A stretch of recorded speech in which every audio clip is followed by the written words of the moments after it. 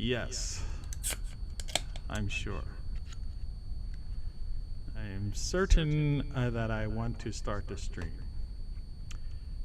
Now, here's how this thing works. So, first of all, good morning. Good morning, folks. There's about a 10-second delay, I notice, when you set up with using this new device, which we're still experimenting with, by the way. Tony Caravan. You've been subjected to a highly sophisticated form of propaganda. It's just what you need, and not what you don't. The only station that matters. I'm pouring myself a caffeinated drink. I go back and forth with these things, like physically and also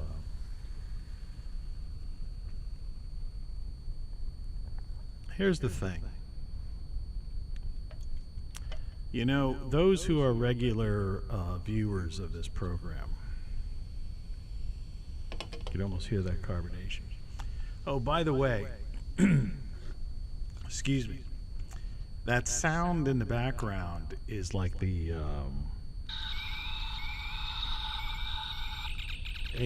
Scotty, I realized that we're on the Enterprise. Or actually the next gen, you know, this could be Star Trek Next Generation. We're in a holodeck. So, of course, they didn't use these communicators back then.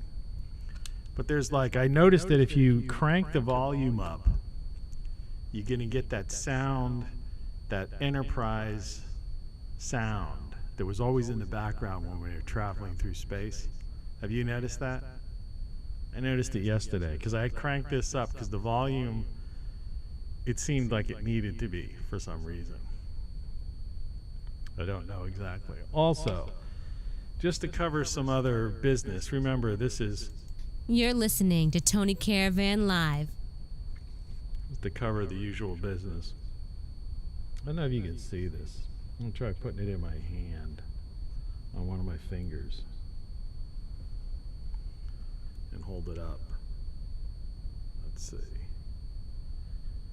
Where's the camera? Is it going to pick it up or did it drop? I must have dropped it. I dropped it. Son of a. Anyway, let's see if there's any way on here, the edge of this. No.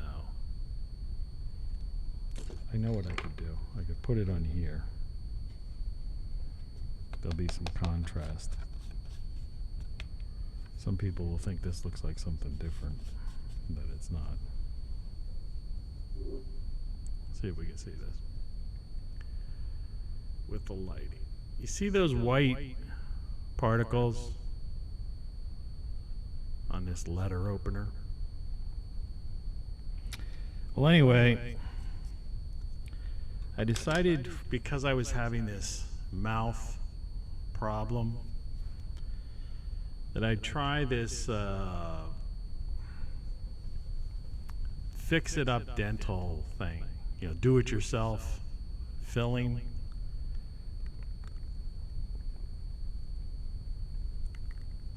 You know, and I rammed it in there. They say you just ram it in with your finger. Unless you have a really big hole, you roll it in a ball and do one of those things. But I have to tell you that for the most part, it worked overnight. But this morning, when I got up and came down, ate a couple of blueberries, that's all I really had for breakfast is a little mini handful of blueberries. Because I was avoiding any kind of crunchy stuff, but they say when you put that in, 2 hours later you can eat. So I don't know what it is about my mouth.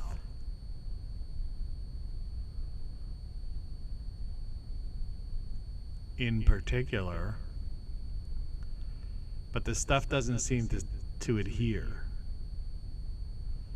So it really is for something inside a cavity, you know, which is kind of weird. Anyway, that's just something I thought I'd talk about.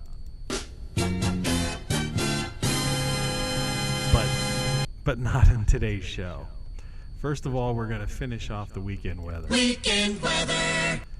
And right now, as I always say, in my neck of the woods, it's 68 degrees.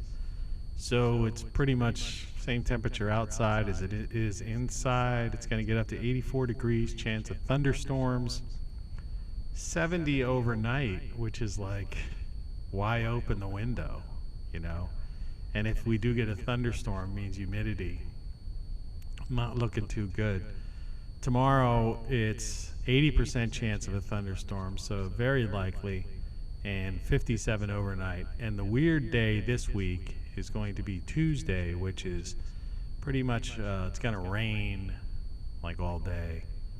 But it's only going to get up to 63 degrees and 46 overnight. My backyard is like a jungle. Anyway. Weekend weather. That's your weekend weather. And I got a lot of stuff, you know, prepared. I mean, not so much prepared, but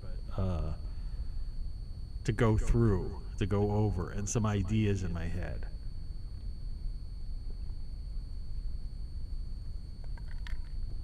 And like I say, after the 125 shows of Tony Caravan Live, I'm really not that much into the scene of like the browser thing. So what you're seeing here is my website, which actually states on it 125 live show archives now on YouTube. I mean, technically there's about, I would say, hundreds of videos, but there were that 125 that were consecutive. Anyway, you can go to that site. It's TonyCaravanLive.com. So it's just like you see in the text over here. It's so hard to get this, to do this. So I train myself. Which finger? This hand. All right, this one is there, but it's over here. All right, so it's Tony Caravan. You try doing this live and add a .com to it. All right, which I could. I could actually do, I'm capable of doing that right now. I could say .com.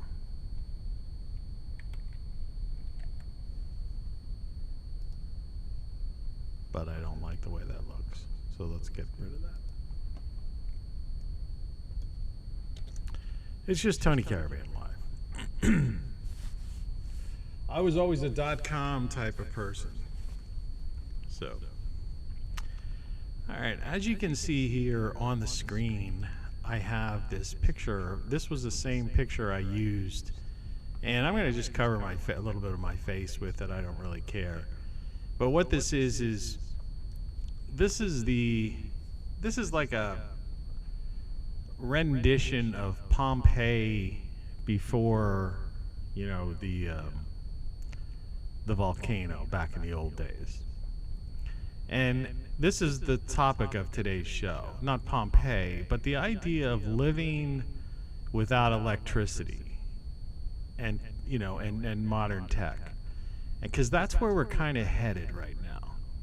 You know, and a lot of people are completely, I mean, absolutely oblivious to the fact that, you know, we're heading in that direction. There's a possibility of a solar event that one way or another, either in a minor way or in a near extinction way, will basically, at the very least, take down the grid. And you take down the grid, that means all of you people addicted to your cell phones and all this other technology, forget it. It's over for you.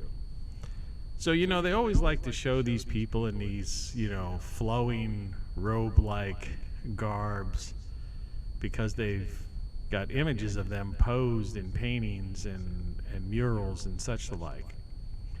But what I prefer to focus on in these old paintings and a lot of these pictures that you're seeing, like this one we're looking at on the screen, which is visible to you, and I could even make this bigger.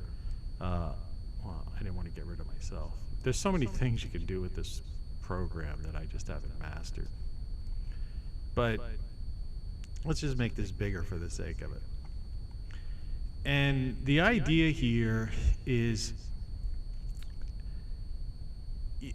this isn't like total fantasy, total recreation, total rendition, total guesswork.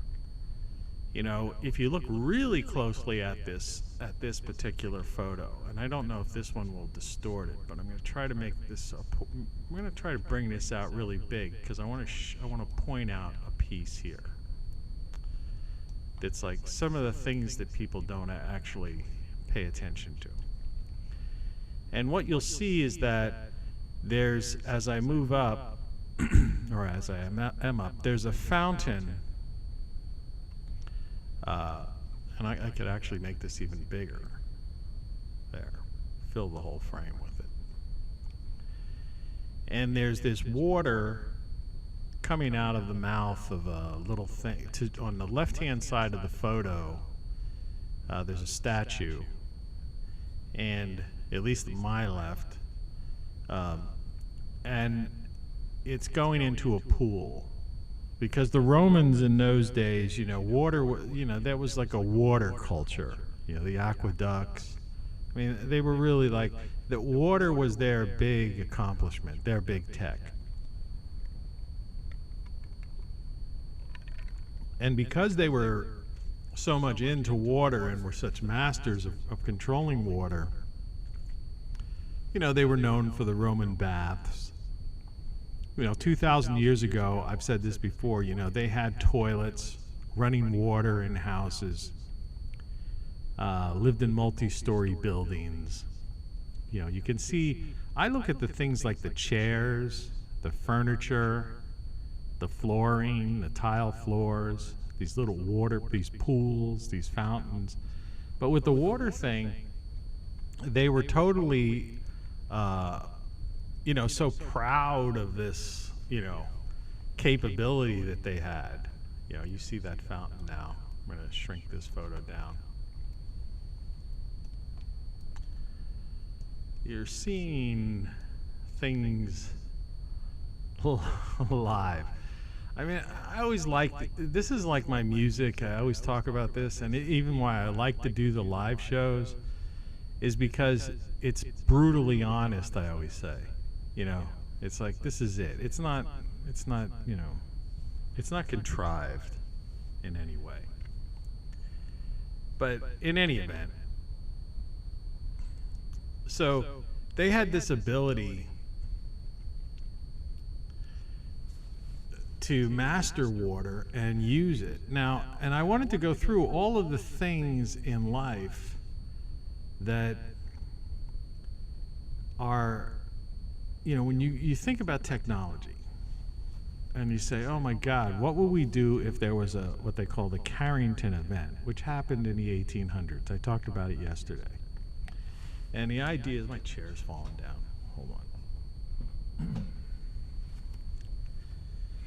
All right. And that was an event where there was a solar ejection, and it basically, all we had at the time, technological-wise, primarily, were telegraph wires. And they literally caught on fire. And some of the telegraph stations actually caught on fire, which were mostly, I showed yesterday, these places in airports. And if that happened today, that would not only take down the satellites up top and these little tiny things that Elon Musk is putting up, but it would take down the grid, cell towers, everything we know. In other words, we would be in an instant completely without electricity, which in turn means our technological civilization would come to a screeching halt. And then the question is, depending on how much damage was done, because we know our infrastructure's in like ridiculous bad shape, then there's no way they're going to fix this thing.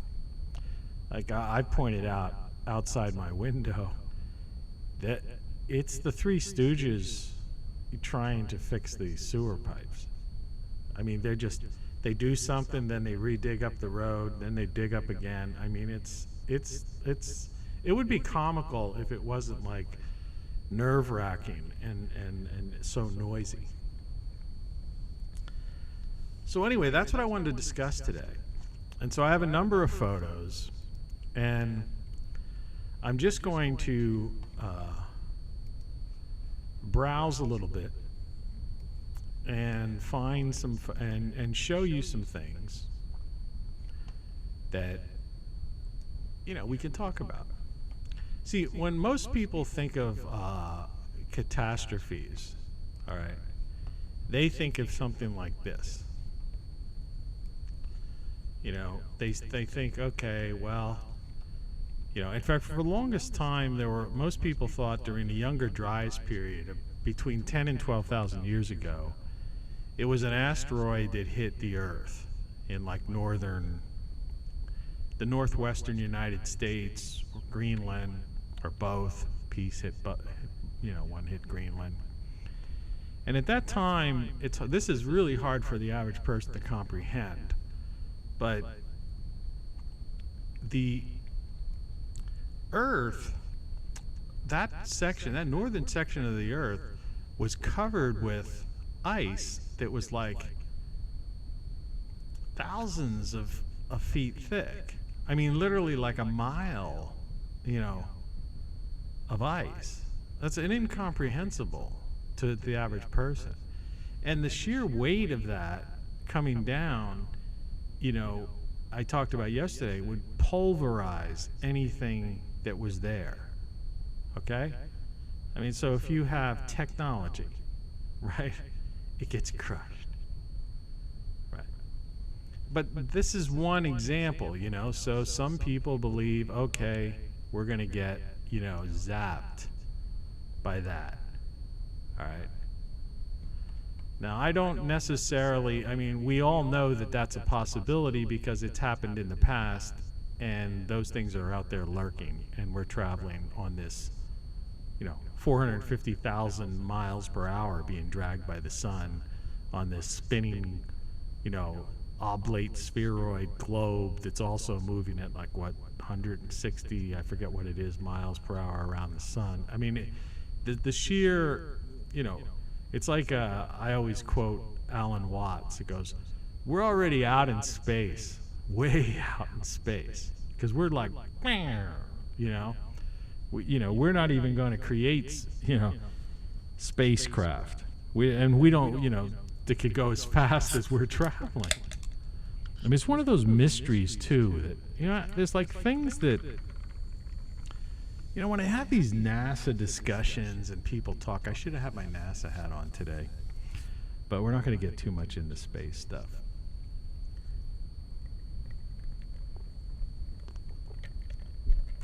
Get your morning show mug. Anyway, they never really talk about, layman explanations for why and how we're hurling through space at such ridiculous speeds and it's not bothering us, right? It's just like the other thing is we're exposed to like an incredible amount of radiation, and actually more now because our magnetic field is weakened and the sun's magnetic field is weakened.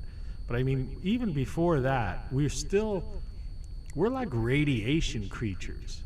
These are just little things that nobody even thinks about.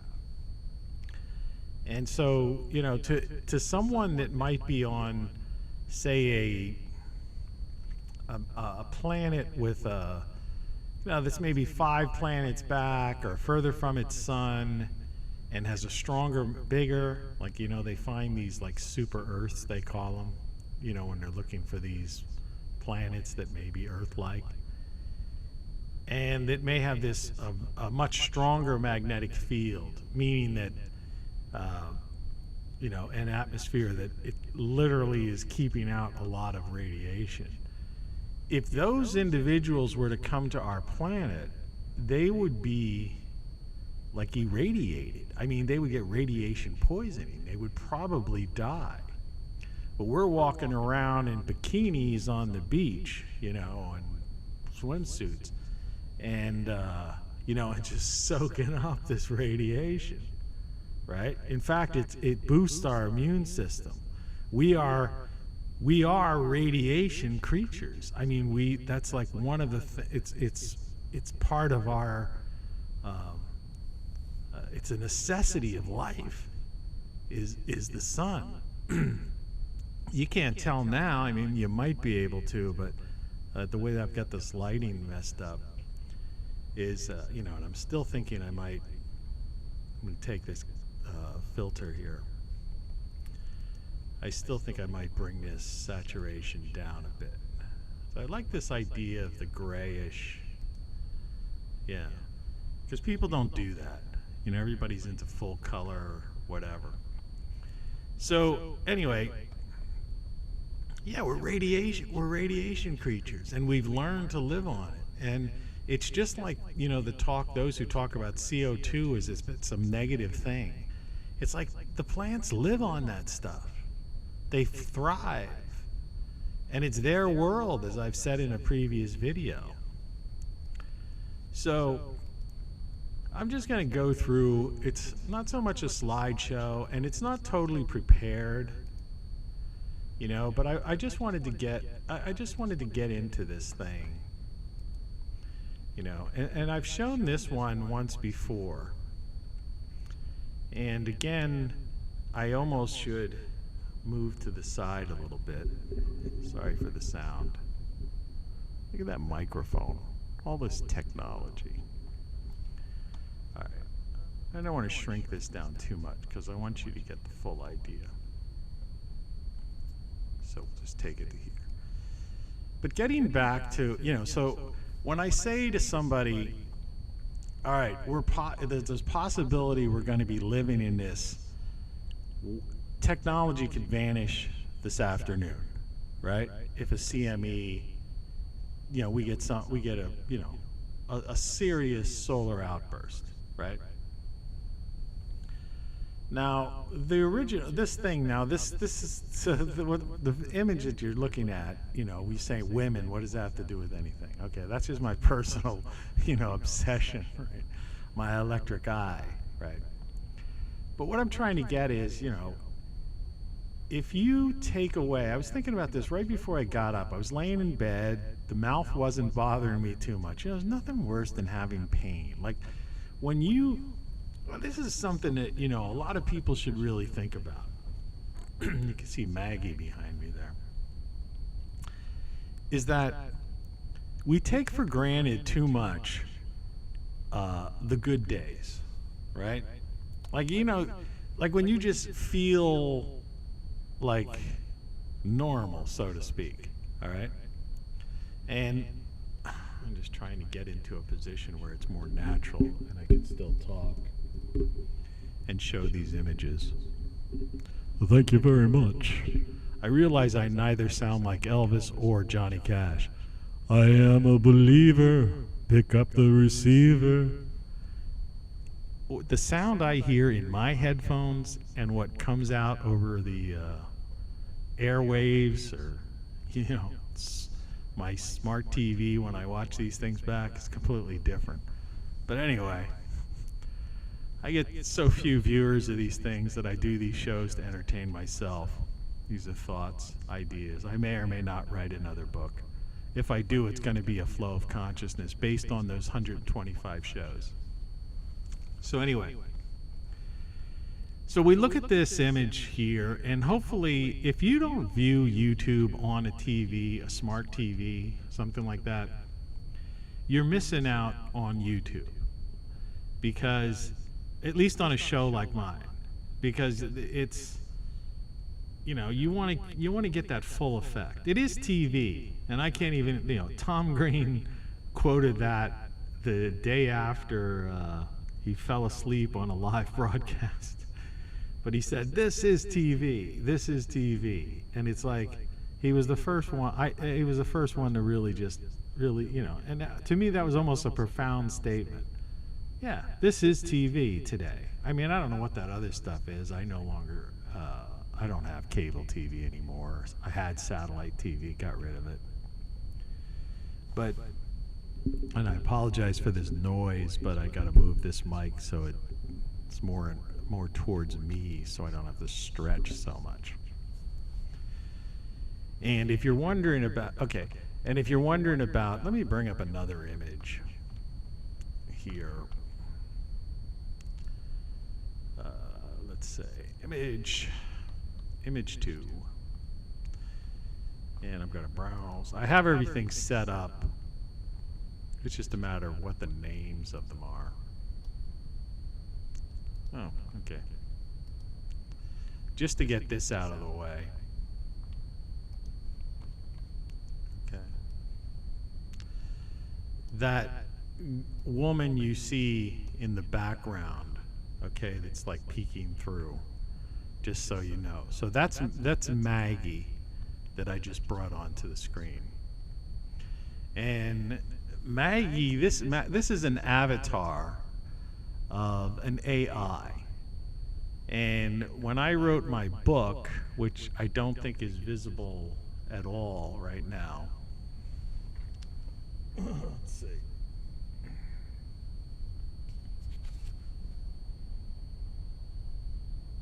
Codex. That was my most recent book. And in here I had like a lot of discussions with Maggie. And you can get this book. It's a short read. It's not a really big book. I see the 9 on there. Because I'll probably complete the series of 10 books this year, for the end of the year. Just in time for the holidays, folks. And also, this is a signed edition. And I was even thinking that I was going to include with an autographed edition, these bookmarks of some of these crazy graphics that I did. Like this one here, when I was walking on eggshells. Anyway. And for somebody who's really new, you have no idea what this is, but this was the PhD that if you watched all 125 shows, you actually get the certificate of accreditation. And it reads, "This certifies that has successfully completed the doctorate program PhD in 21st century human behavior, indoctrination, conditioning, and propaganda by the global corporatocracy. You are basically a doctor of truth." This is available for download on my locals channel, which is TonyCaravanLive.com locals. But you kind of got to join in. But anyway, in my book, we're dealing with Maggie here in the background. Right down there.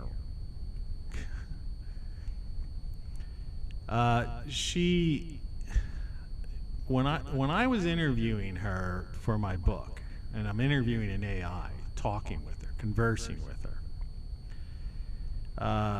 it seemed to be the most contemporary, latest version of GPT-3 AI, artificial intelligence.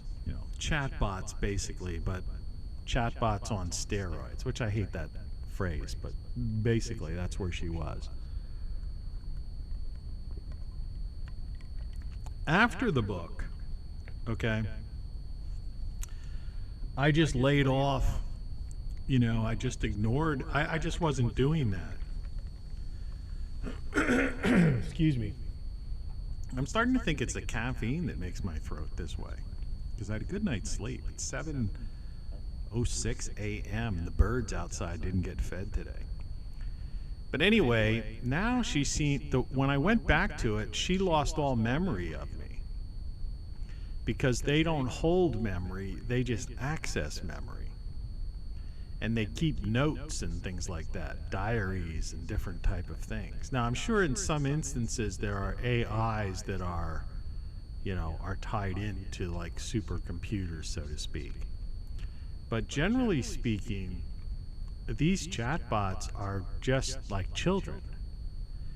It's just that they're like children that can access, information, Einstein's theory of relativity, and explain it to you, come back to you and specifically give you an example of it.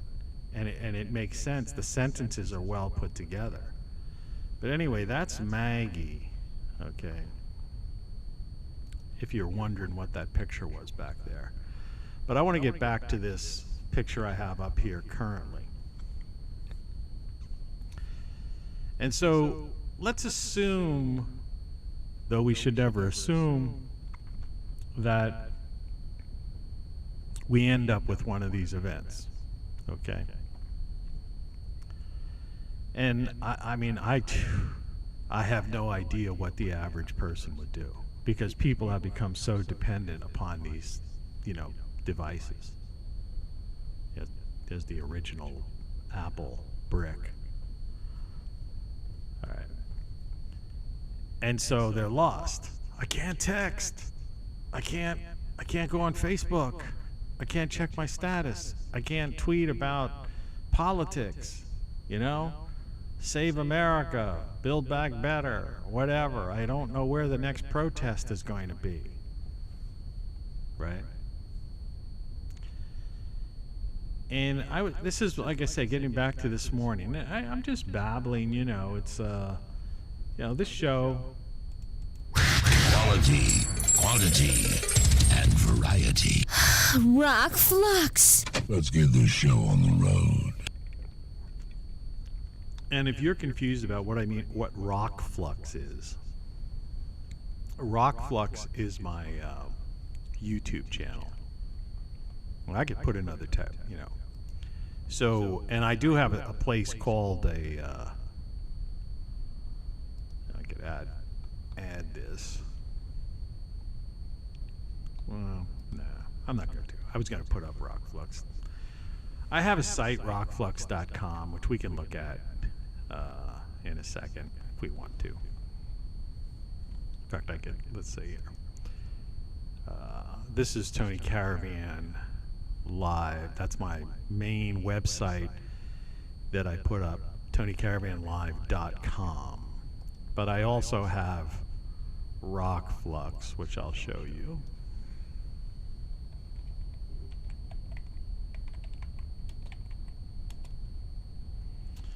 And that's Rock Flux. And on Rock Flux, there's, links to various things and all that stuff. But back to this picture that I've got on the screen. So the power goes out, power grid goes out, and that's the end of that. People are freaking out, right? Lights go out, computers are out. You'll never see me doing the morning show again. See, because when a grid down situation, the way we are right now, by the time they could get things, there would be certain pockets, of this breakaway civilization, the so-called ruling elite, that have contingencies on contingencies about all kinds of weird things like that. And of course the prepper, so to speak, people who would be able to live and, and have certain, people who collect rainwater, have some solar panels and different things like that. It's not as if it would be widespread, well, it would be widespread panic, but I mean, it's not like there would be pockets of people that would be preserving culture. I mean, if you have, or civilization, I should say, and that's one reason why you should probably, because radio stations would most likely go down. But one thing that would be you should have is a shortwave radio. In fact, I've got to put that on my list because the last shortwave radio I had, I keep talking about this building that's I have no longer any connection to, where I lost thousands upon thousands of dollars.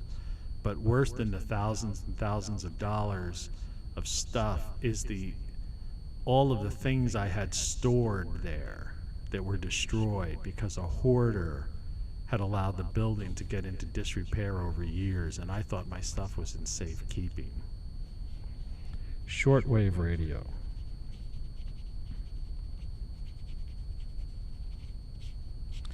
Now, my idea is that, a lot of people think, I'm not a prepper. I don't have bags of rice or anything like that. I have a garden out back, which I have so much food. A friend came by the other day. I gave her salad.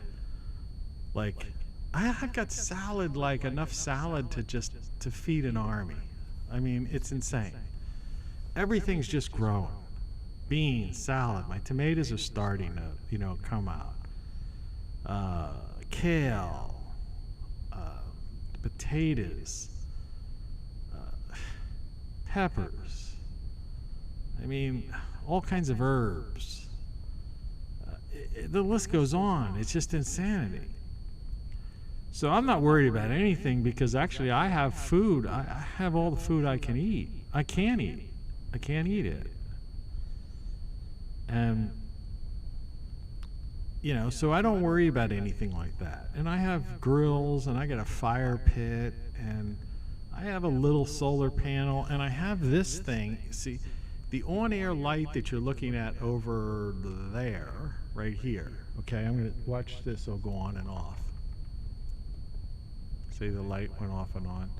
That's being controlled by a device that I sell on my Great Solar Stuff site. That means that the power goes out, I still have power. And then it's the same as this. Lows in the lower 50s. Thursday, sunny. Highs in the upper 70s. Thursday night, mostly clear. Lows in the upper 50s. Friday, mostly sunny with a chance of showers. And anyway, this radio here, which I'll show you, you can see the top of it. That's a solar panel. It also has a backlight on it.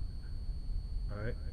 This is solar chargeable, and I've already solar charged it. It also has a flashlight and all that other kind of crazy stuff on it. It's also crank chargeable. Now, those are sensible things to have. In other words, a backup power supply that's solar chargeable, a radio that's solar chargeable. That's just the understanding of how to grow your own food and have a garden. And I experimented this past winter, and I was able to, and I ate them this past week. I got 3 tomatoes that I grew, that I planted in January, in the middle of winter, in my back porch. And many of my other plants that are outside were seed starts that I grew inside. And that porch was kind of cold. It wasn't really super hot, though I did have one of those, it's like a heat mat. But it doesn't use an awful lot of electricity. So it could easily be run on one of these chargeable things, which means it's possible to even grow food in the wintertime. Okay, enough of that. So I got it all figured out. So you go to Great Solar Stuff, just get yourself a backup power, radio, so you'll know what's going on. Like a NOAA radio, because they'll be broadcasting. All right, that's like the emergency broadcasting system will be coming over NOAA. And a shortwave radio, because shortwave travels around the globe.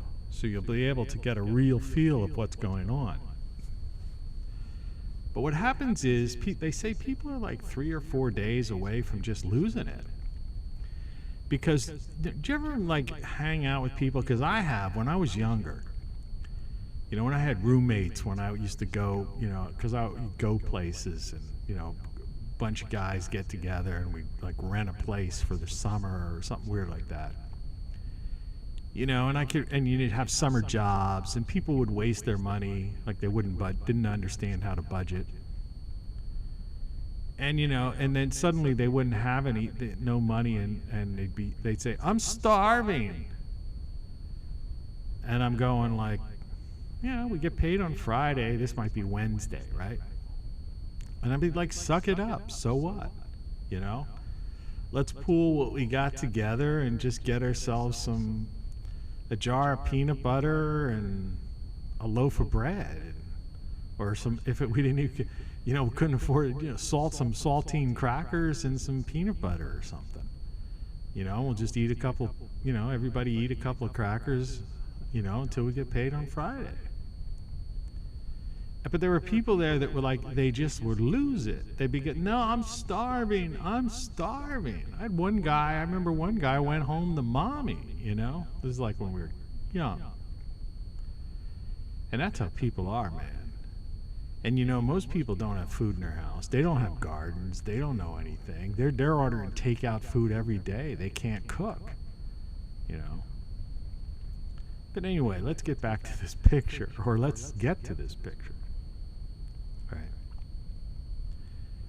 So, without I always talk about this. So, in the earlier picture we looked at Pompeii. I don't know if I still have that here or not. Let's see. No, that's Maggie. Let's get rid of Maggie there.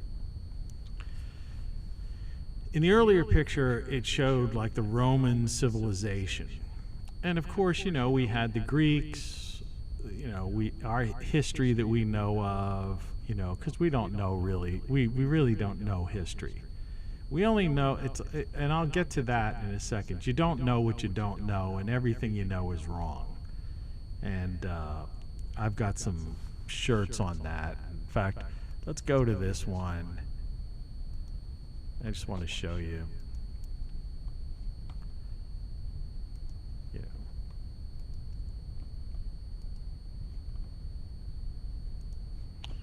You know, I've got these. If you go to my site, TonyCaravanLive.com, I've got these shirts.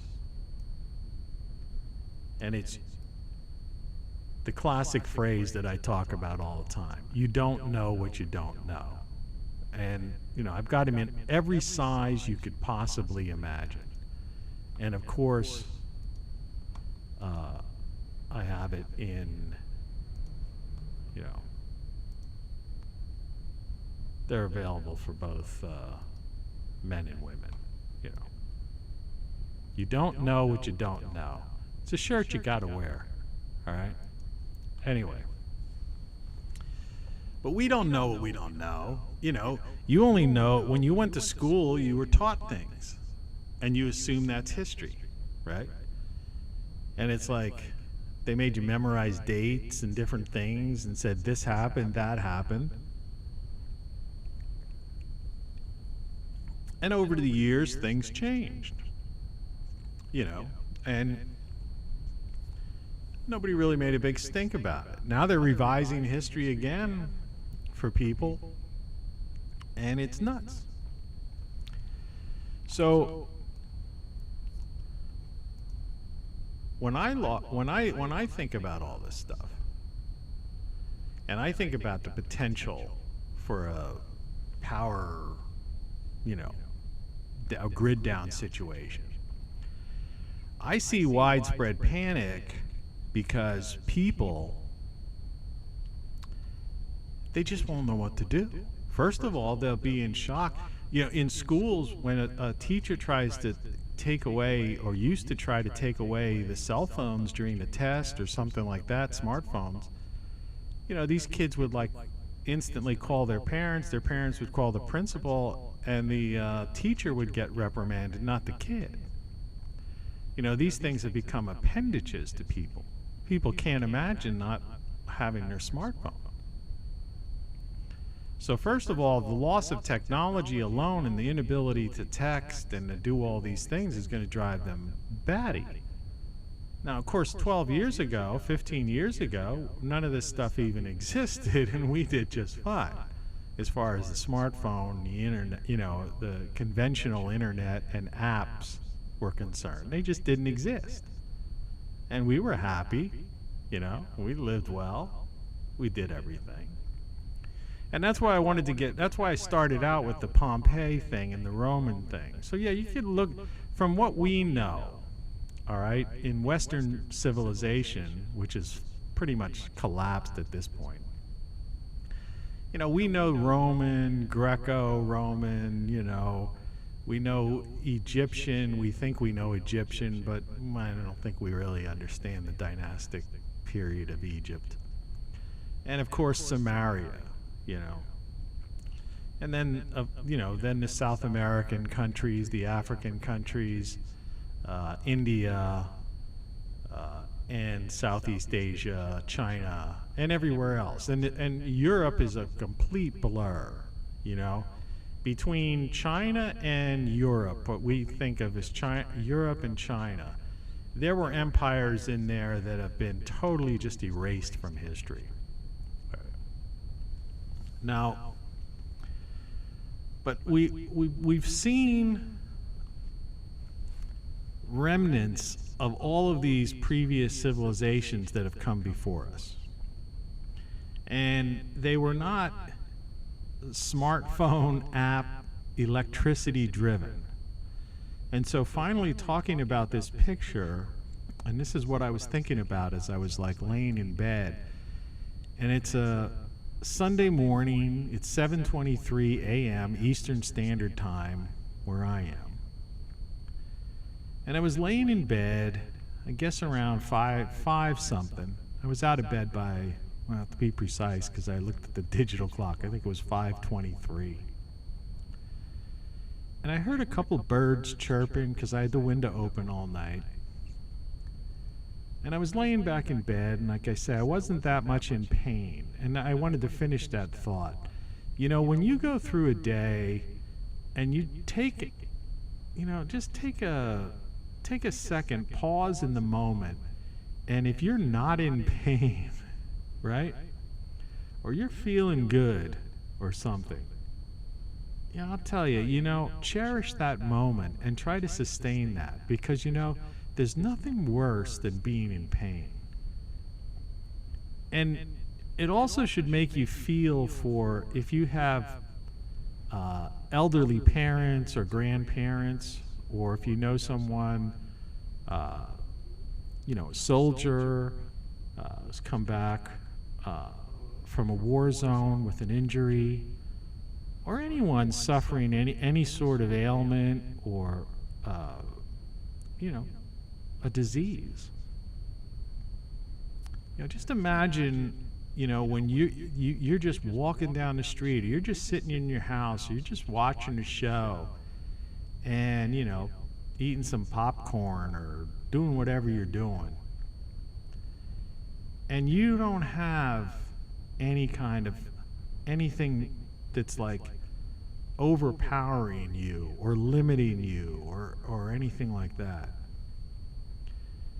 You know, it makes you look at somebody in a much different light, because I'll tell you, there's nothing worse than pain. You know, and so I've come to, you know, you have to have empathy and compassion for older people and people who are suffering from certain, you know, infirmities. So there I was lying back in bed, and I was you know, I was conscious of this mouth thing, but it was like minor because I had put that stuff in the, you know, last night, and it kind of, I guess I have a cavity of some kind, but I just can't get to a dentist. There's just, you know, that's another story. I'm not going to expound on that right now. So I was pretty much feeling okay, and it was a nice morning. The temperature in the room was okay. I'm laying back in bed. Cat's not bothering me. I'm hearing a little bit of bird chirping, and and I'm just laying back, gradually getting up. It's a Sunday, so I can't even hear any traffic, because sometimes with the window open, you'll hear like cars or trucks go by in the road out front. I sleep in the back room, and I thought, this is nice. And there was no technology. That was the thing. And that's why I'm on this, this topic today. And so those are the two things, like the title of the show is like two things. And the two things are, one, cherish the moments when you're not in pain. And comfort those people who are in pain, and be at least empathetic to the idea that it's just really, it's a struggle when you have pain, and even varying degrees of pain. Number one. And number two, the idea of living without technology or electricity-driven technology. I mean, you can have technology without electricity. You could have machines without electricity. So we look at this, this picture that I have taking up a better part of the screen, pushing me off to the side here. And I've got, these images. And these were the things that make life worth living, I think, originally this was a meme I created like a year or 2 years ago, when I used to do Twitter. I don't do it anymore. All I do is sometimes post a link to these videos on Twitter. And this was just from my perspective. And I said, things that make life worth living. Women. And yeah, I've got an obsession with women. I love women. I mean, like I try to say this, all women are beautiful. But, I've got this thing where it's like, I get caught up in I've always been this way since I was younger. I've always been, I've always appreciated the beauty of women, right? So to me, and there's no technology or anything involved in electricity there. If we were living in Pompeii, there were beautiful women, okay? In Samaria, there were beautiful women. In Greece, it's the symbol. I mean, look at the statues. Helen of Troy. I mean, So the power goes out, from my perspective. Still gonna have beautiful women. Next in this thing, there's a picture of a sun there. I don't know if you can really read the words. That's why I say it's always best if you don't have a smart TV, or if you don't have a set-top box, and you don't get the YouTube app, you really should. Because even if they kick me off YouTube, I have 125. Hopefully those things will exist. That it's so much better to see it on a big screen. But there's still going to be nature. So so you're still going to see the beauty of a lake, ocean waves crashing on a shore, right? Sunrise, sunset. That whole idea. And like I say, just subtle birds chirping, a waterfall, right? A little bit of a slight breeze through the trees, being outside in nature. Like I was saying before, we're radiation creatures, just laying back in the sun. There's no electricity involved in that. No no electro technology. All right. And the next one is food. you know. And remember, it's all about, you know, I always talk about we have these 5 senses. And in my book that I brought up a little bit earlier, Codex, you know, that deals with what they call the hard problem of consciousness. And there's a duality of man, where we have this consciousness or soul or spirit, whatever you want to call it, and then you have this bioelectric brain. And that's 2 separate things, because it's your consciousness that's you, that identifies you. That's you in the first person. But you interpret this experience. Life is just an experience. All right? It's an experience for your consciousness, for your soul. It's a soul experience. I think that was the title of one of my shows one time. This chair I'm on just keeps sliding down. It's like 20 years old. And I haven't gotten one of those $300 gamer chairs. Somebody want to send me one? Anyway. So,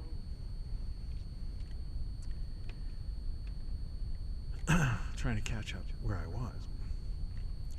Well, let's go to food anyway. So food is the easiest thing in the world to grow.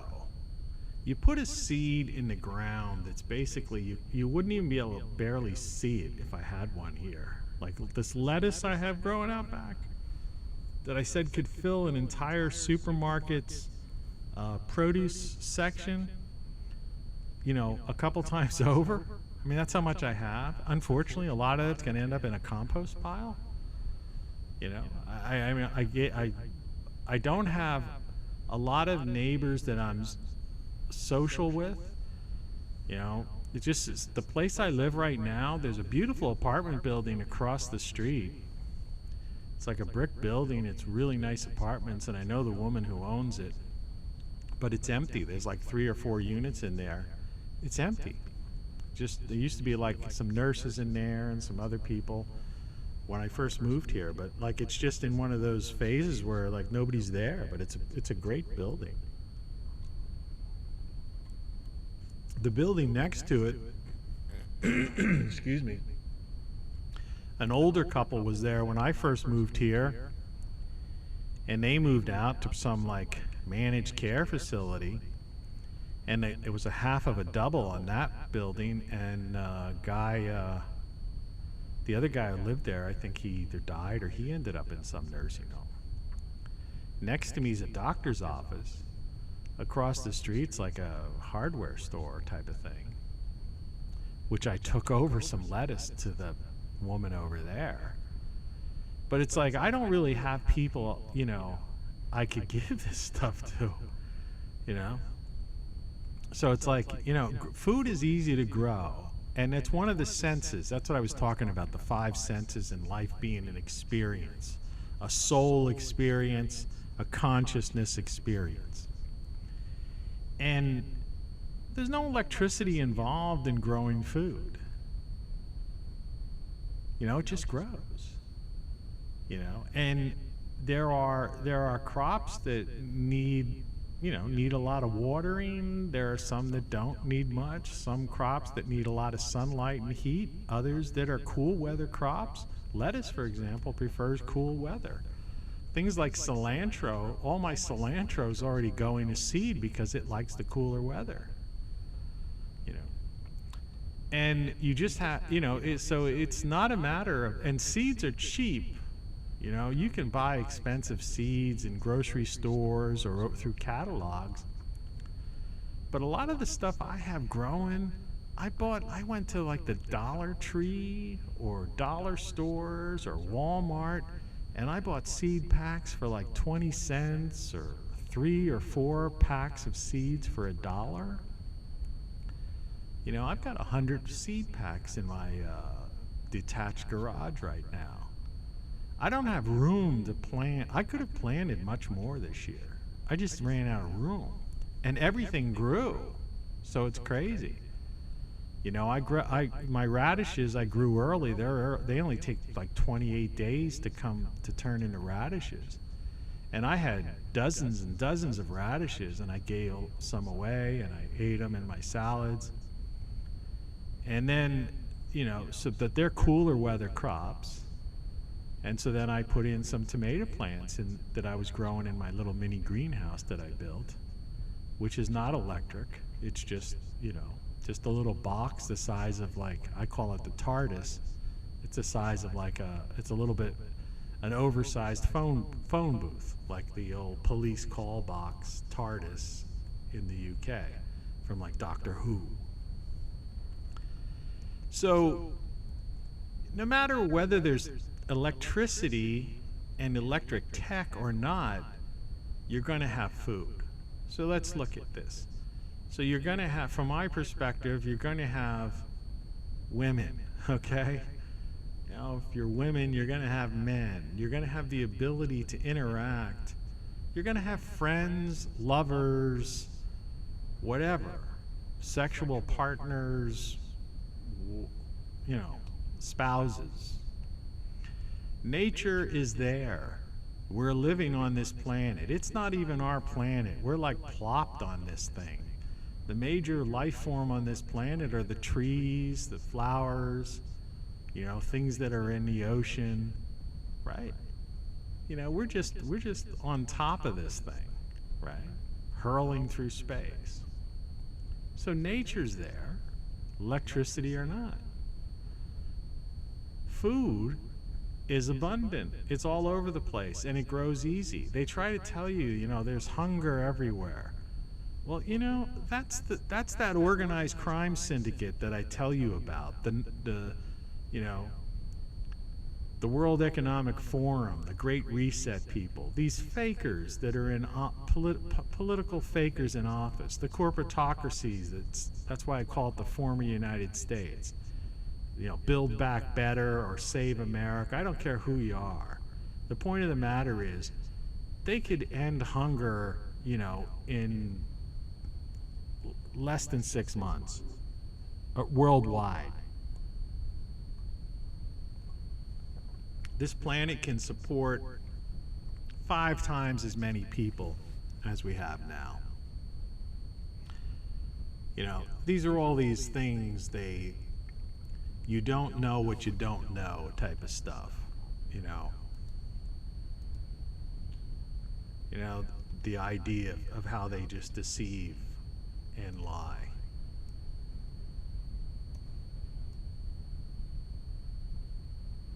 And it's a crime, because the fact of the matter is,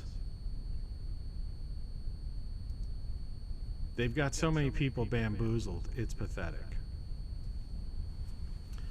So in other words, your friends and family still exist without electricity, obviously. You could still interact, you could converse, you could make love, you can laugh, you could do whatever you want to, all right? Humans have been getting together. It was like the earlier picture I showed and the picture that's on the title card, in Pompeii before the volcano, devastated old Pompeii. People just living together, living and conversing and hanging out and just having fun. And so then there's music. And so here's a guitar, and this particular guitar is looks to me, the photo is it's like an acoustic guitar, and it's actually a bass now that I think about it. So it's probably so much for that. Yeah, bad choice of picture, right? 1, 2, 3, 4. Yeah, it's a bass. So let's pretend it's an acoustic bass. But there's instrumentation. And I was thinking about, because I had a classical music station on a little bit earlier, before I woke up. And I was thinking, and I was listening to this music, and it was whoever the DJ was on this classical station that comes in pretty strong on this little bedside radio I have. was really playing some obscure stuff I wasn't familiar with. It wasn't like some of the, it wasn't like the classics, Tchaikovsky, Beethoven, it wasn't, it wasn't the name, the common names that people think of when they think of, classical music, right? It was just these, it was somebody who was well versed in classical music. And I was listening to some very interesting stuff that they were playing. This is like 3 in the morning. I don't sleep through the night. I get up about 3 or 4 times. And so I'll do something, like I'll play a little music, just to get back to sleep, that kind of thing. But I was thinking about that too, and I guess which has led into this whole discussion, is that all of those instruments that that produce this incredible music, and it's hard for some people to deal with classical music because they just don't understand it, and it's been hidden. Classical music to most people today, I was thinking about this the other day. Classical music to most people today is like they think of a film, right? Because classical music now is mostly just used to create scenes in films, and dramatic, used for dramatic purposes, right? You ever think about that? But it's pretty much absent from the contemporary culture, what we call pop culture. It's faded into the background. You're either into classical music or not. It's the same with jazz. You really don't hear jazz. They used to have a station here. There used to be a jazz station I used to be able to pick up, and that station just closed. It just went out of business. It's too bad. So, but music. So forget the classical aspect of music, but centuries ago, without electricity, people had music, right? And even millennia ago, there was instrumentation, which was much more like what I would say even today would be the idea of, power goes out. I've got an acoustic guitar back here. Well, it's an electric one you could maybe see back there, but aside of that is an acoustic guitar, which I can't really bring out because of who knows what it would, things that would crash. If my cat's still here, it's so weird. My cat is like afraid of guitars, which is like totally weird. But anyway, so the power goes out, we're down. And we could still play acoustic guitars, acoustic basses, drums, right? I was thinking the other day too, like all these things that just come to mind. I used to live out in the West Coast in L.A., and I remember going to the Hollywood Bowl one time. And how these amphitheaters are built, so they're like natural places that acoustically are set up so that the sound reaches the audience without amplification. And you could find in Europe and other places these old amphitheaters, where the great orators used to be able to speak. They didn't have a PA system, but likewise they would be able to have a performance, right? And really you didn't need to have it coming through loudspeakers and a mixer. And so music can exist and will exist and has existed without electricity. And then there's flowers. And, some people might confuse this with nature, but it's the idea of flora in general. because nature, you're thinking of flora and fauna. And in fauna, we're talking about the creatures, the birds, and in nature in general, the planet, that type of thing. But then there's the flora, which are not just flowers, but are the things growing everywhere. And, they're beautiful, and to many people, and we have the sense of smell, and many people, and the sense of sight, and a lot of people just like to have flowers. And, over the years and back through time, centuries again, millennia, they talk about one of those 7 wonders was like the hanging gardens. And when we've seen these stepped gardens and things that have archaeology has uncovered. And so the idea of not only just the beauty of living on this planet and the nature and the creatures and the sounds they make and the cuteness of certain creatures, but then there's the beauty of the things growing on the planet. And then in the next image I have is it's a Da Vinci, and I have art and philosophy. And so, because this originally was like 10 things that make life worth living. So I combined art and philosophy, but they're technically separate things.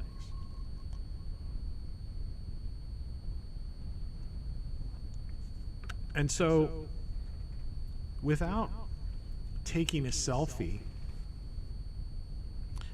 we had great painters and sculptors, right? And we had architects, that did all of these, created these buildings. And the art that still comes down, people, they spend tens of millions of dollars for these paintings now, but from the past. But the idea, there are so many people that are talented and can, create beautiful art. And I'm not talking about the people that create furniture art. In other words, color coordinated things. I read something recently about some artist that created called it an invisible thing, and it sold for, I don't know, was it $15,000 or was it $1 million? I don't know. But claimed it was an invisible piece of art. Crazy stuff like that. Forget that nonsense. Lunacy. Found art, things, welded together. Dumpster diving, and it's like, get that garbage out of here. And then there's philosophy. The idea of pondering our existence. What is consciousness? Who are we? What does it all mean, and that kind of stuff. And not even getting too lofty, but even in general, the idea of conversation and working out ideas. So from higher philosophy to just simple ideas and conversation, right? No electricity needed, all right?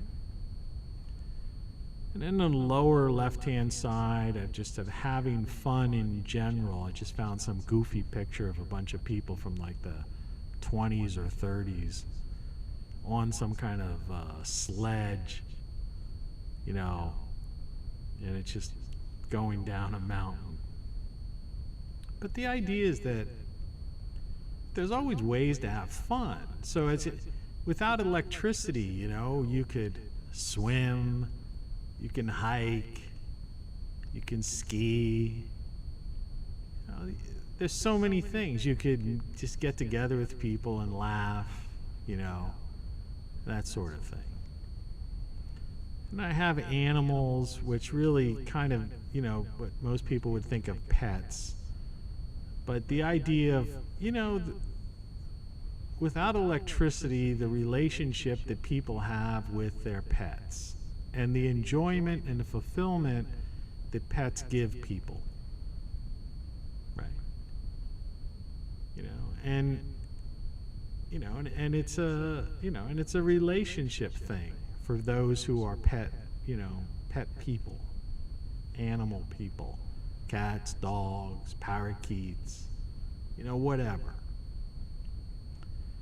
And the last one I just put beer. Beer goes back, they found recipes of beer that go back, I don't know, over 6,000 years. But it's not just that, it's the idea of getting together with people and having some drinks. And it doesn't have to be alcoholic beverages, right? You can make coffee, without electricity. You can make lemonade without electricity, and you can brew beer without electricity. Same with wine. Wine has been around forever, practically, thousands of years. And so all of these things that I just outlined that people don't think about don't require electricity. And in many ways are lacking from being in the foreground of society today. Particularly this past year with lockdowns and the way things are. I was talking to a guy, this 80-year-old guy who owns this bar.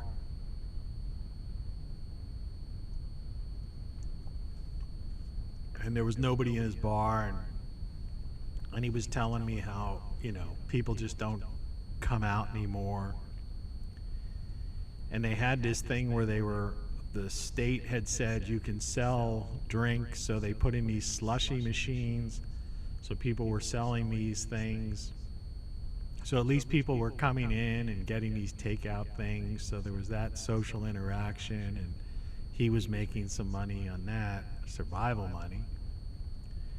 But then the state finally said, okay, now you can no longer have takeout alcohol, drinks. Not beer, you could take out a 6-pack, but you couldn't have to take out alcohol. And he was like, what the, But the idea anyway is that here's 10 things, more or less. And you could think of some other things, I'm sure. There's plenty of things, right? Like I say, the idea of furniture, fountains, just so much that is just, you are not electric, right? And are people, how many people are really cognizant of that? You've got candles, all of that stuff. Like I say, I have a fire pit and I also have a grill in my backyard. I've never really used the fire pit, but I kind of built it as a thing to have in case I needed it. Excuse me. And the fire pit's closer to my house than the grill's back in my, back near my garage / workshop, man cave, near the patio next to the TARDIS greenhouse, place where I have outdoor speakers and I can lay on my lounge chair in the sun.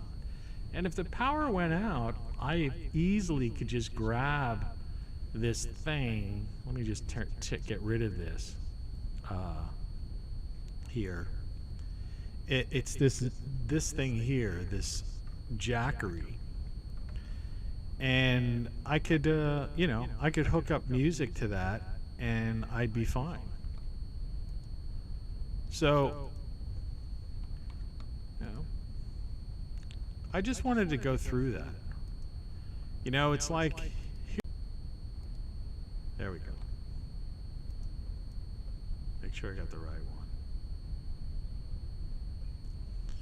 This was a bar I used to have in my in this other building where I stored all this stuff that was like it was lease purchased out to someone, and I'm puffing on a cigar. I've got a beer. This could have been a home brew. I've made home brew. I guess eventually liquor bottles will become very rare, but people still make various. There are ways of doing that sort of thing. But here's a candle lit on, next to my arm. There's an ashtray. And the idea is that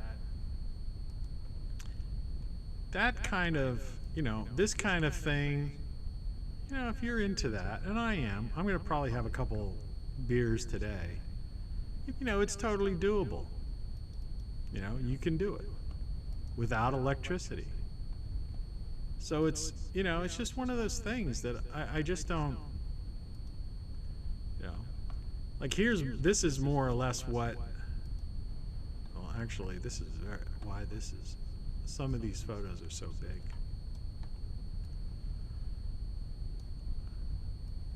This is me being artistic. I just, like I say, I didn't overly plan this. This is actually that's a portion of an ashtray.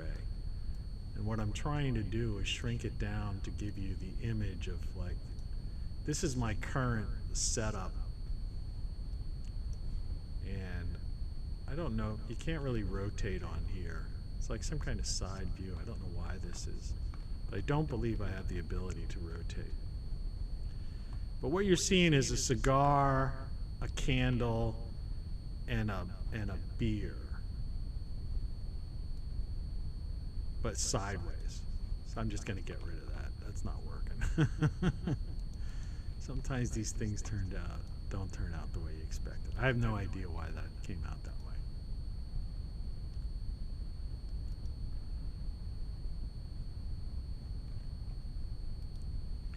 Now here, on the other hand, and I'll let this take up the screen, is a machine is called an excavator.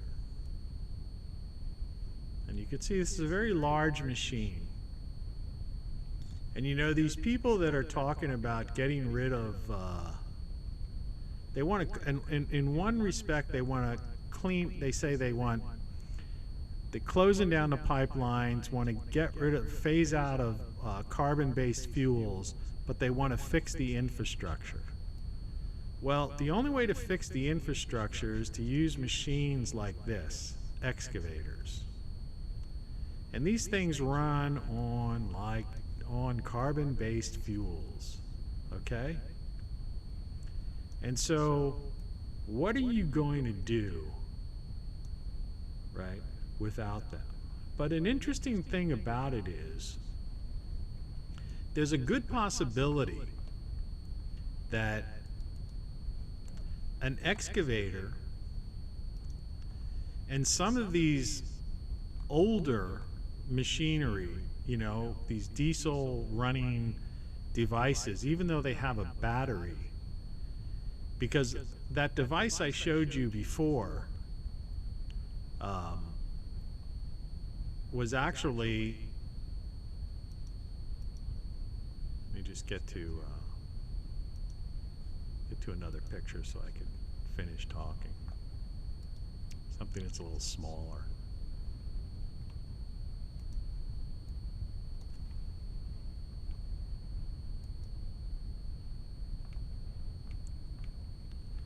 Sorry about that. Doing this on the fly. This is the one I wanted. Properties. Okay. Doesn't seem to want to show the one I wanted for some reason. All right, let's try something else.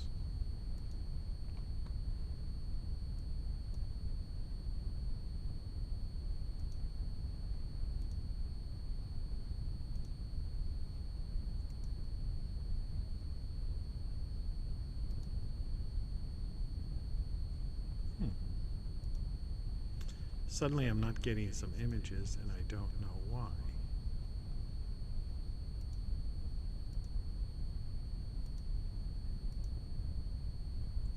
Alright, let me delete that. Let me take this image. Properties. Browse.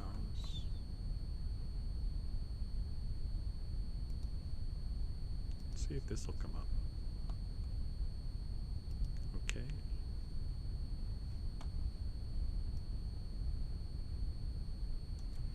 I'll get rid of that. All right. Sorry, folks. I'm just going to, this is. Oh, wait. YouTube is not receiving enough video. That's the problem. YouTube is not receiving enough video to maintain smooth streaming. As such, viewer will experience buffering. Sorry. Okay, I'm going to stop doing all that stuff and see if we can get back to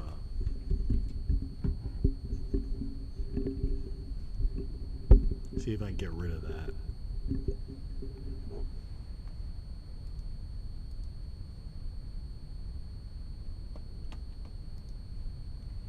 I think I was trying to do too many things at once, so let's see. I am live. 26 kilobytes CPU, 30 frames per second.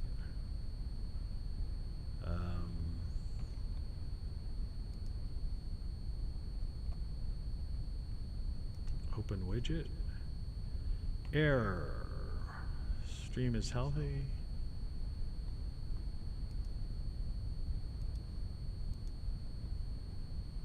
Stream status.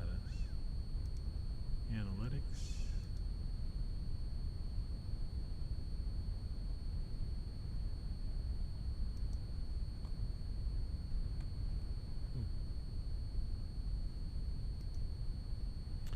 Well, it's telling me that my stream status is poor, and I'm not sure exactly why.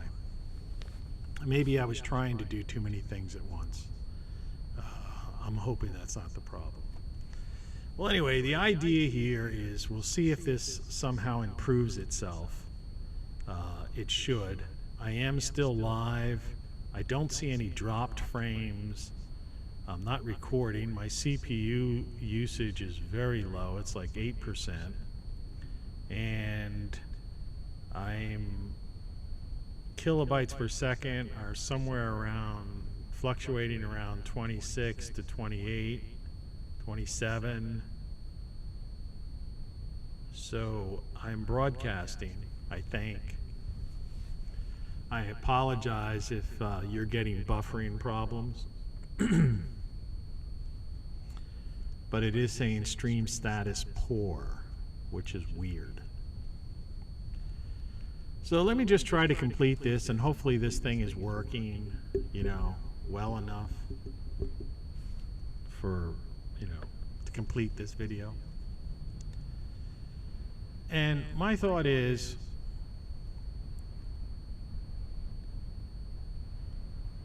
we can survive without electricity. It's not as bad as you think. I mean, it would be a pain for some. But, we actually have these devices right now. And we have these, like radios and stuff that run on solar. you know, or even crankable things. Things that are chargeable. Like this thing is has USB, and you could just, you know, plug an outlet right into it. And so I don't understand. I really don't understand what's going on with YouTube. Poor, serious issues that need attention. Well, what are those attentions? What are those issues?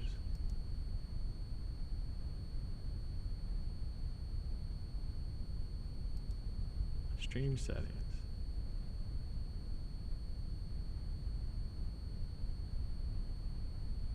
I don't get it. Normal latency.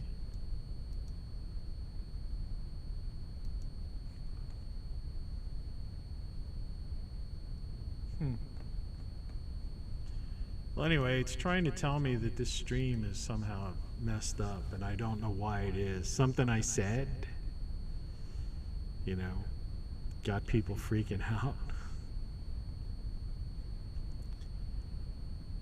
So the purpose of this whole idea is, yeah, I'm just disappointed right now, because I have a feeling this is going to look weird in the playback. Though what I see up there doesn't, you know, I'm watching what's on YouTube and it seems to be okay. And I don't have it, I'm not overusing anything right now, so I don't really, I can't see, you know, I'm not really overusing my CPU. Like for example, I've just turned another program off. And still getting like 28 kilobytes per second. I don't know. It shouldn't be poor. It should be good. All right. Sorry for talking about that kind of thing. So what happens in a grid down situation? People panic. Right? Because they're not living the life of those things that I showed you earlier. The 10 reasons why life is worth living type of thing. You know, those things aren't their number one priorities. They're part of their lives. Everybody, you know, they're part of their lives. But they're not, it's not the priority in their life. Their priority in their life is first thing in the morning checking, you know, their status, you know, on some social media platform. Looking, you know, texting, right? Posting something, you know, playing with some app, a game, or something that's everything that revolves around, you know, this kind of device. That's the priority. It's not like me waking up, hearing some birds chirping in the distance, and, you know, and suddenly I jumped up to excellent. Okay, so my stream status is back. So those of you who stayed with this or fast forwarded, thank you. It's 1 minute and 33 seconds is when we're back to broadcasting normally now. So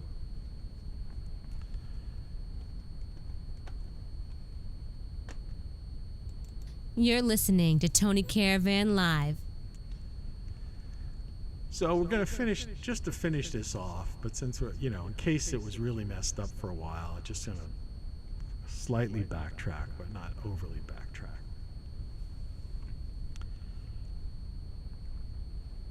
Power goes down.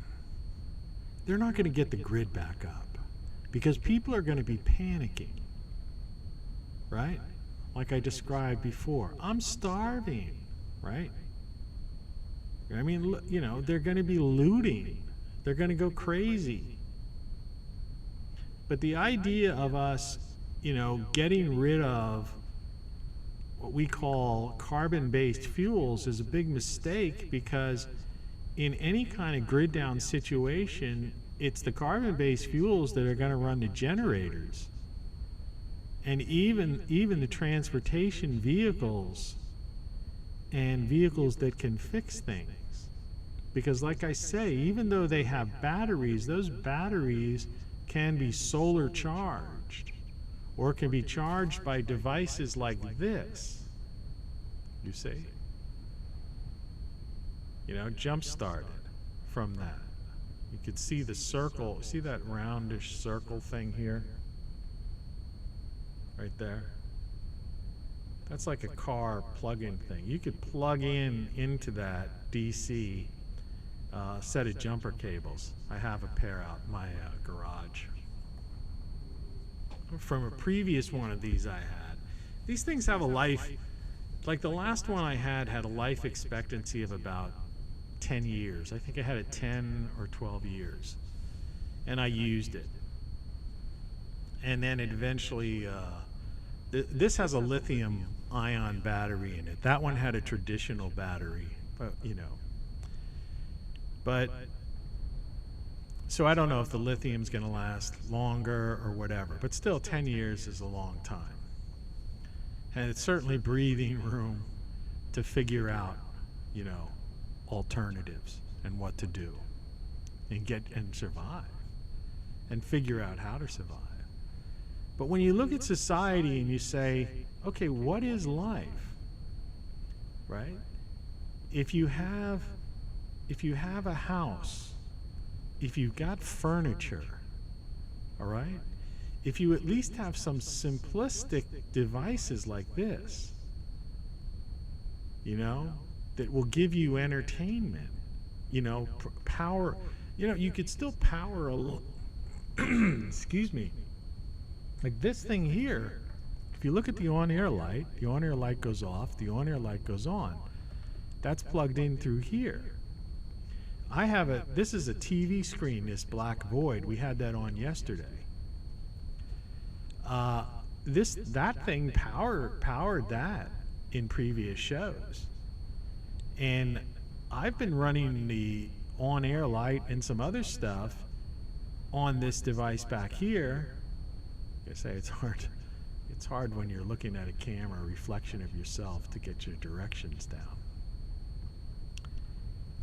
And it's down to like 88%. For the longest time, it was like 92% down. So these things, you know, they're easy to recharge, but they last longer. And today we use this energy efficient. Most of our appliances, the things we use are energy efficient, right?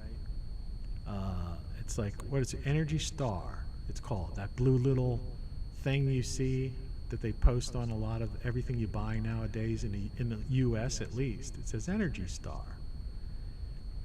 And that means they use hardly anything. It's like even laptops, you know, they just don't use much electricity. I was looking at the stats on this thing here. I don't know if I have them here. Let's see if I do.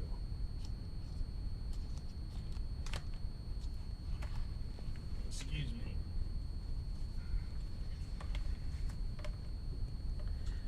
Let's see if this is the thing. Yeah, it's like a thing that came with this, charging and recharging. And it's talking about, depending on what you have,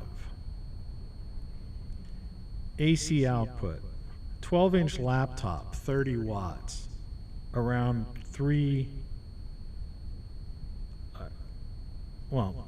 it's 30 watts. This thing is like, I forget how many watts. 240 watts. 32-inch TV is only 60 watts. You could run that for about 3 hours. The 12-inch laptop, which is 30 watts, you could get about 3 charges out of that.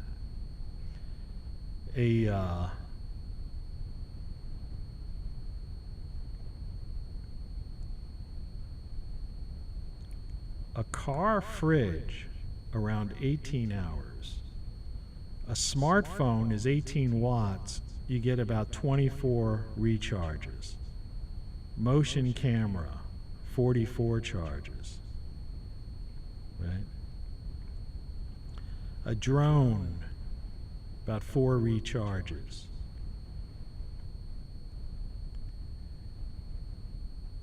So to solar charge, it's about 4.5 hours to solar charge it. If you have a car and you're able to start up your car, you can charge this thing in about 6.5 hours. Of course, you'd need carbon-based fuels for that. And so the idea is that what they're trying to do, and I'll just show you the close-up of this. You know, there's the device. You can see how it has plug-ins, you know. So what I'm saying, you know, it sounds weird. That's why I was hesitating when it says 3 charges. It means 3, like a certain thing. If you want to watch a 32-inch TV, you can basically watch it for 3 hours on this, you know, with this device before you need to recharge this device the next day, right? With like a small solar panel that'll take you about 4.5 hours, you know. And even if it's not a super sunny day, you just have it charging the whole day. It's daylight. What do you need? Okay. So, and that's just this one. This is a smaller version, you know. This is only 240 watts. They have like 1,000 watters you could buy. Go to greatsolarstuff.com. I've got there's the logo. It's the site I set up. So what I'm trying to get at is that in a grid down situation, you don't have to lose all the technology that you have. All right? And so for at least an indefinite period of time, if people were sensible enough, they would be able to survive, and they would still be able to utilize some of their things. Now, the cell towers and that kind of stuff and the technology, and depending on whether or not the satellites are down, you know, that's a different story. But at least you would have access to things like recorded music. You know, like I use this thing. This is my old iPhone. I have a newer one, but I mean, I don't have a cell service with it, but I still use it for music and for the camera and for things like that. But what I'm saying is that I could go out in my backyard, on my patio, on a sunny day, looking out at the garden, my pond. I have a little solar pump that has a little fountain in it. And I could lay out there in the sun amidst the birds chirping and all my growth and this food I have and this solar fountain. And I've got these 2 outdoor speakers set up that are very low wattage, right? I mean, it's just one of these tiny little things. I think I showed one in a previous show. But it's like a tiny amplifier. Let's see if I can get to it.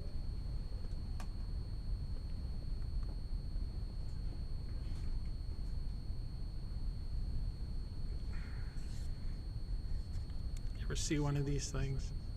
It's like what some people put in cars now. There's speaker wires and inputs, and there's even just like a headphone jack. All right? And the wattage on this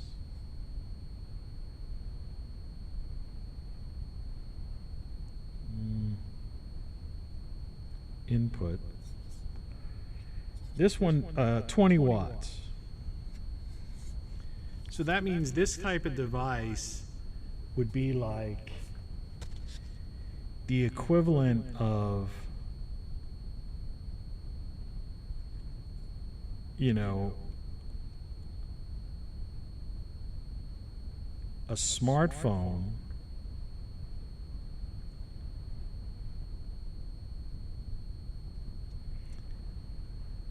well, let's see. I'm sorry, I got to do some math here in my head.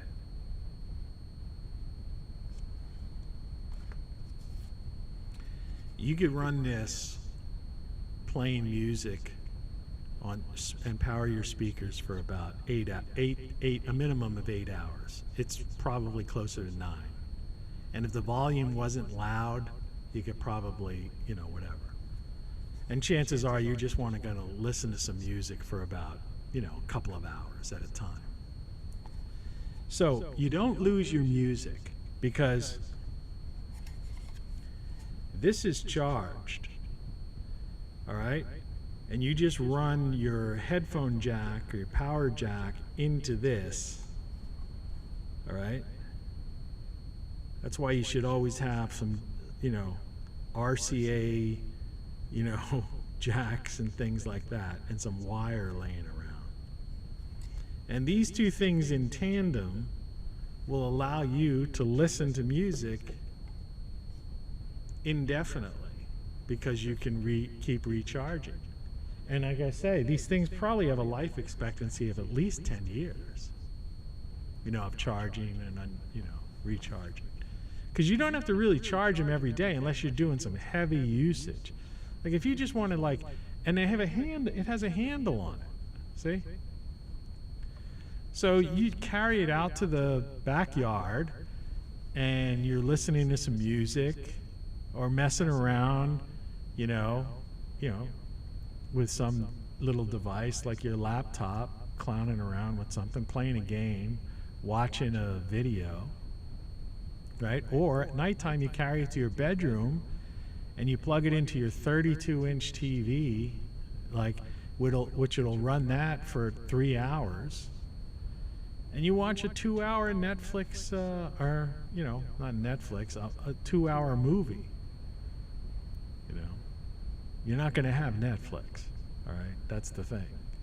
So you have to have, that's why these things, part of this whole idea of them taking away, creating the cloud to me is really counterproductive, because there are CIA documents that have been declassified where they know, that all of these things are not only possible, but that we're heading towards, the next, at least Carrington event, let alone this micronova. And for some reason, why do they, what are they thinking? They're going to go into shelters, the whole world will be depopulated, then they emerge, and we're all gone, and it's their world? Which is utter nonsense, because I don't think anyone's going to survive in any shelters. Pardon me.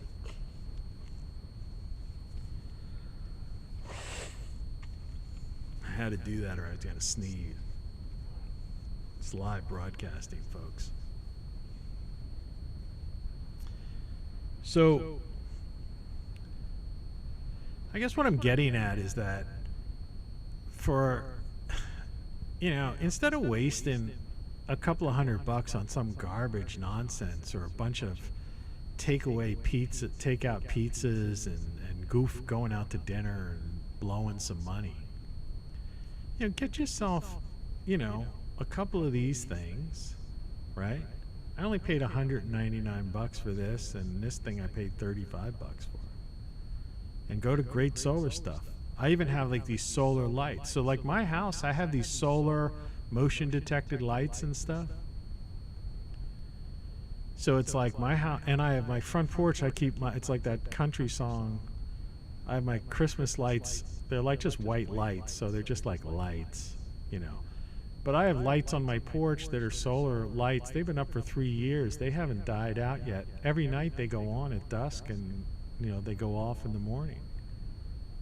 So it's I have light. And so these solar things aren't expensive. And so you can have light, you can grow crops. All you have to do is, if you have a drain pipe that comes off your roof, you just take a hacksaw or whatever, cut it, and put a barrel underneath it to collect rainwater, right? And that's how you water your plants. And for drinking water, because there's a possibility that you won't have the pumping of water to houses in a grid down situation, you get one of these things, they call them a Berkey filter. And that thing filters out so much stuff that you could just drink rainwater with that. And again, I'm not recommending you do anything without double checking and looking into it. But basically, that's what people are doing. They use those. I've seen people living out in the woods taking, that. But there are many things like that you can do. I've even bought pellets at these little water pellets, purification pellets at Walmart already. But the idea is, you can get water, right? And even if you had to, in the worst case scenario, if the sewer system no longer functioned, which is a possibility. Because I always say that the first thing they should have done is they should have taken every sewage treatment plant and converted them all to solar, or had solar backup. Because what happens is, after a time, there's not the solar, the sewage treatments would back up. And so there may shortly come a time in a grid down situation where you would have to, unfortunately, unlike the Romans who had the aqueducts and the toilets all figured out, and running water and fountains and all this stuff, and the baths, you will have to come up with more creative ways of doing it. The simplest way, assuming you have a house and you're not in an apartment building, is to take a 5-gallon bucket,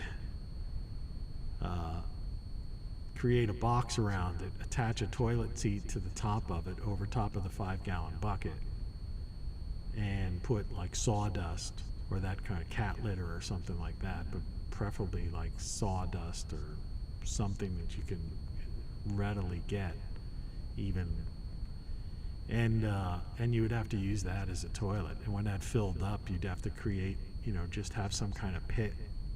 If you have a backyard, like a composting type of pit or someplace where you could dump that, clean that out, and then reuse it. Obviously, you would have 2 of them. So one you can use, one you dump out, and then, rinse out. I mean, that's kind of the down and dirty. That's the worst part about it. But it's doable in an emergency situation. And it's something to talk about. It's why people were hoarding toilet paper before, right? But all of that said, that's why I say the Romans were better prepared without electricity, had a better lifestyle than we would, than former Western civilization or the former United States would without electricity, right? Because they had their like oil burning lights, right? They had their running water, their baths, their toilets, their fountains. And of course they had food, and they had their wine, and they had their furniture and great architecture and flowers and, right, cities, streets, and all of that sort of stuff. Clothing, stores, shops, right? So life and civilization without electricity is not like so bizarre and so foreign, but to the average person, they can conceive it mainly because of the advent of this device, which has only been around for 10 or 12 years to the majority of people. I mean, like I say, there have been things, this type of tech that's been out for a while. But I mean, it didn't really become the do-all, end-all center of everyone's life until the last 10 or 12 years. And we did fine without that. We had over-the-air broadcasts, which was another thing that really freaked me out. Like, is when they ended, terrestrial, in other words, broadcasting TV stations.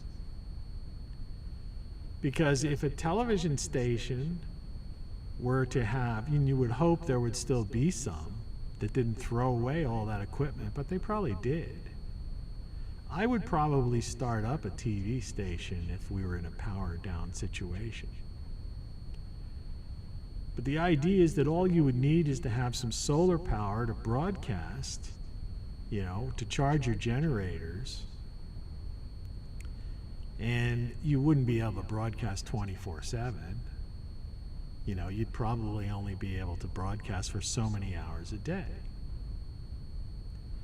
So you would probably charge your generators, in the daytime, and then you would have maybe 3 hours of programming, 3 or 4 hours of programming in the evenings. And that's how people would get, their news. That's why I say it would be important to have a shortwave radio. But yeah, everyone should have a cheap solar panel. You can buy a cheap solar panel. You get like a 240 watt solar panel for like $100. You get one of these devices like I have, 240 watt one of those for like $200. You could get various radios for like 30 some bucks. This isn't like a lot of money, People have those balances on their credit card. But if the power goes down, Amazon's down, This stuff is people are gonna go looting and grabbing everything they can from stores. And then it's too late. So it's like, and I always tell people, I say like, well, this isn't about prepping. It's like, I don't intend to, I have no bags of rice in my house. All right. I intend to live a normal life.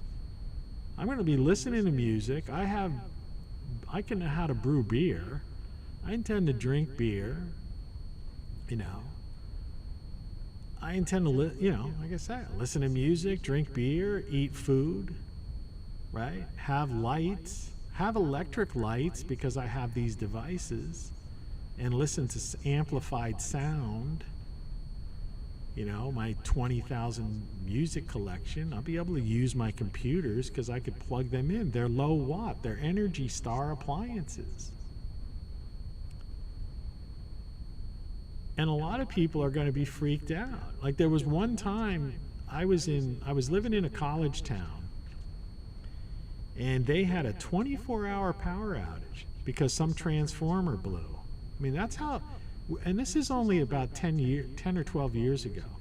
This is how fragile the system is, just from something like that, like a freak accident that they had. It was like almost 24 hours. And it was daytime to daytime, so you had a complete overnight blackout. And I had gone somewhere, I worked nearby, and I had gone into that place, I forget why, to get something, all right? It was like, I don't know how many blocks away, but I walked, I had a key to the place, because and I went in to get something, and it might have been, I don't know, maybe, I don't know what it was. Yeah, why even guess? But as I was walking back, the entire town was black. Like there was no light anywhere. And I had, in my apartment, I had left some candles on and music, right? Because I had this like really cool boom box, as they used to say in the old days.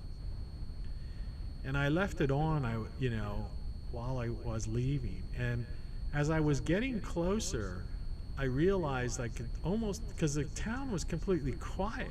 Because, it's a weird thing when the power's out everywhere, right? And nobody's prepared. And there was, as I got closer, there was this light coming, because a candle, when is nothing in the daytime, and there's nothing when other people have lights on. But the candle light was lighting up the room, the window of my apartment, and the music was like coming out. And I think I know what I did. I went, there was a convenience stores where I actually went to, and they were still they had one of those outdoor ice You know, the things with the ice thing. And I went to get a bag of ice, right? Because I had beer. I wanted to drink, right? And party through this thing. And so I got a bag of ice, which I was able to get, which, you know, ice is that's another problem. That's going to go quickly, you know. You're going to be storing any kind of cold storage food in the ground. You have to dig down, you know, at least 4 feet or so. Insulate it, and anything you want to preserve for a little bit longer, you got to put in there. But in the long run, it's just not practical. Refrigeration is will become a thing of the past. Unless you buy yourself one of these 1,000-watt, or you have a solar get-up, you know, that basically is charging. Like there's people right now that have solar, are running their entire houses off of solar. So those people will be completely unaffected. You know, they'll have their refrigerator, they'll have everything. I mean, there's a lot of people that are prepared for a grid down situation just naturally. And what I'm trying to get at is that it's not so much the prepping idea that people are thinking of these homesteaders and all that type of stuff, living off the land.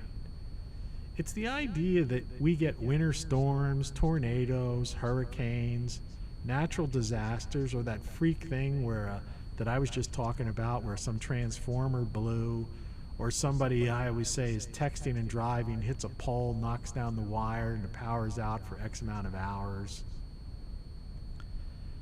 And so, you know, that's the idea of being prepared means, just for even natural reasons. Forget about if we have some kind of disastrous thing. Well, anyway, this has been a pretty long ramble, and I'm sure the middle of it has been totally like screwed up because of that thing I hadn't noticed where I was getting a bad signal.